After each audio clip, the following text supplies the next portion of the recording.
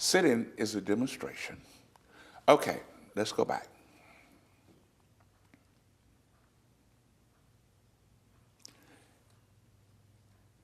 In the 60s, Louisville was segregated in terms of public accommodations. That's like restaurants, hotels. Restaurants, hotels, lunch counters. You could purchase in stores, but you couldn't try on clothes. So how did you know what suit to get? Yeah, What well, shoes to get? interesting. You would go to a store. Now, let me differentiate a little bit. Okay. It was segregated, but there were some stores that would allow you to try on and blah, blah, blah. My mother's policy, if you can't try it on, we don't shop there. Okay. What were some of the stores that would let you shop there?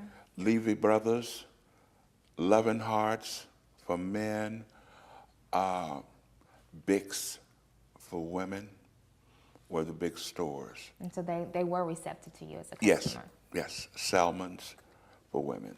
They were receptive. But the majority, and let's also go back. At that time, the shopping district in Louisville was 4th Street, Market Street. And what part of town is that in? Downtown. There were no shopping malls. There were no interstate. They were buildings I-65. And while we're talking about that era, you've got to remember there were no Holiday Inns. All hotels were locally owned. There were no McDonald's. So there weren't chains, these were independent decisions by the owners? Independent decisions. There were no, franchisement had not come into existence then. Colonel Sanders was still someplace up in eastern Kentucky frying his little chicken in his roadside stand. So it was a different urban environment. So that's, downtown was it. So to conduct a sit-in at one of those locations, tell me, what did you do? What is a sit-in and where did you go and how did people respond? Oh, God. I know it's so much information. We just want to be sure that as we listen to this, we don't make any assumptions Okay, I understand. about what you experienced there. I understand. A sit-in is a demonstration. It was a form of demonstrating. Now, restaurant wouldn't serve you. You would go in, sit down, and knowing they weren't going to serve you, and you were participating, and we understood that, civil disobedience. A sit-in, a stand-in, a picket were all forms of protest and civil disobedience. So you were allowed into the restaurant? You may be, or you may, or many times they tried to block you from getting in. Okay. Therefore, you that would become a stand-in. Stand-in or a sit-in, because we sit on the concrete. Okay. And block it.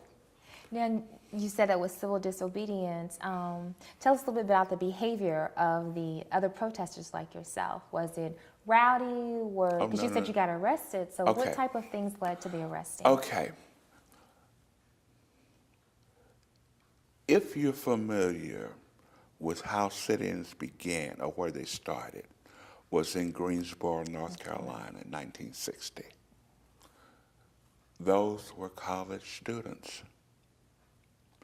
And as the movement spread across the nation, it was historical black schools that led the movement for sit-ins. In Louisville, there was no historical black college. Again, through the youth council and the YMCA, we were active in that too, we felt that we could conduct the demonstrations. The adult NAACP branch was very nervous because it had never been done by high school students before. We were determined we could do it. And we started in Stewart's. And Stewart's was the largest department store in Louisville. We had done it at Kaufman's too, which was another large department store. NAACP Youth and CORE, Congress on Racial Equality? Congress of Racial Equality. Their president and I were good friends. And we thought, well, let's combine. And we did. About how many students would go out with? Well, I can tell you that. So we started at Stewart's. You had to go through the store down to the basement. And we were able to just walk in and do that. We did that for about 2 or 3 days, and we were able to close them. Over the weekend. And what do you mean you were able to close them? Close the restaurant. You couldn't get in. That's why we stayed in there. There's about 15, 20 of us. Mm-hmm. That Monday, following Monday, the adult branch told us not to go. But we got together. We went. And that was when they arrested us. That day there were 18 of us. Do you remember what year that was? Sure. February 1961.